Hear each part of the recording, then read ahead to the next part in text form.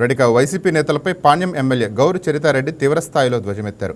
రాయలసీమకు ప్రాజెక్టులు తీసుకువచ్చి రైతుల కష్టాలు తీర్చిన నిజమైన నాయకుడు చంద్రబాబు నాయుడని అన్నారు.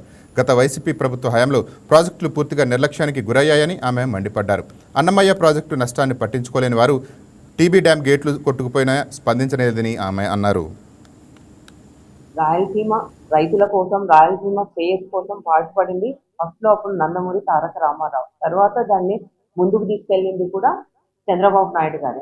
మన రాయలసీమకు తెలుగంగా ప్రాజెక్ట్ అయితేనేమి, అలాగే హంద్రీనీవా సుజల స్రవంతి అయితేనేమి, గాలేరు నగర్ సుజల స్రవంతి అయితేనేమి, వెలుగోడు రిజర్వాయర్ అయితేనేమి, ఎస్ఆర్బిసి అయితేనేమి, ఇలా చెప్పుకుంటూ పోతే ఏ ప్రాజెక్టు తీసుకొచ్చినా కానీ అది మొదట స్టార్ట్ చేసింది స్వర్గీయ నందమూరి తారక రామారావు. తర్వాత నారా చంద్రబాబు నాయుడు గారే ముందుకు తీసుకెళ్తా ఉన్నారు.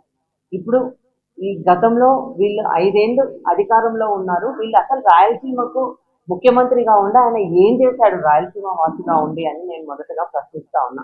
కనీసం మీరు రాయలసీమ కోసం అహర్నిశలు మీ టైంలో అన్నమయ్య గేట్లు కొట్టుకుపోతే 40 మంది చనిపోతే కనీసం పరామర్శించిన దాఖలాలు లేవు మీరు.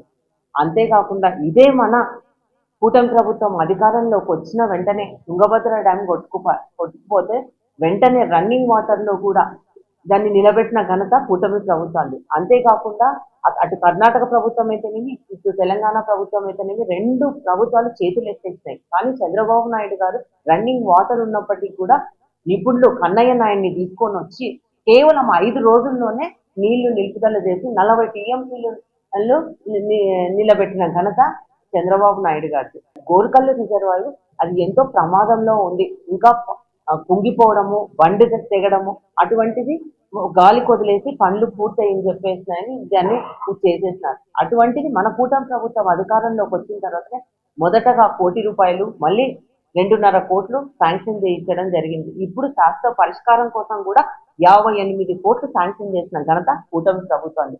అలగనూరు రిజర్వాయర్ మీ ప్రభుత్వంలో కట్ట తెగిపోతే కమిషన్ల కోసం దాన్ని అట్లే గాలికి వదిలేస్తే 3 కోట్లతో అయ్యేది ఈరోజు 32 కోట్లు శాంక్షన్ చేయడం కూడా జరిగింది అలగనూరు రిజర్వాయర్ కోసం. ఇప్పుడు మేము రాయలసీమ రిప్ ఇరిగేషన్ నిలుపుదల చేశాము అని చెప్తా ఉన్నారు. అసలు అనుమతులు లేకుండానే వాళ్ళ స్వలాభం కోసం 3,850 కోట్లతో మేము ఈ ప్రాజెక్ట్ తీసుకొస్తున్నామని గొప్పలు చెప్తున్నారు. అనుమతులు లేకుండా పనులు చేసి దానికి 900 కోట్ల పనులు చేశారు. ఎందుకయ్యా అంటే అవి జేబులు నింపుకునే పనులే. మట్టి పనులు మాత్రం చేసి ఎక్కువ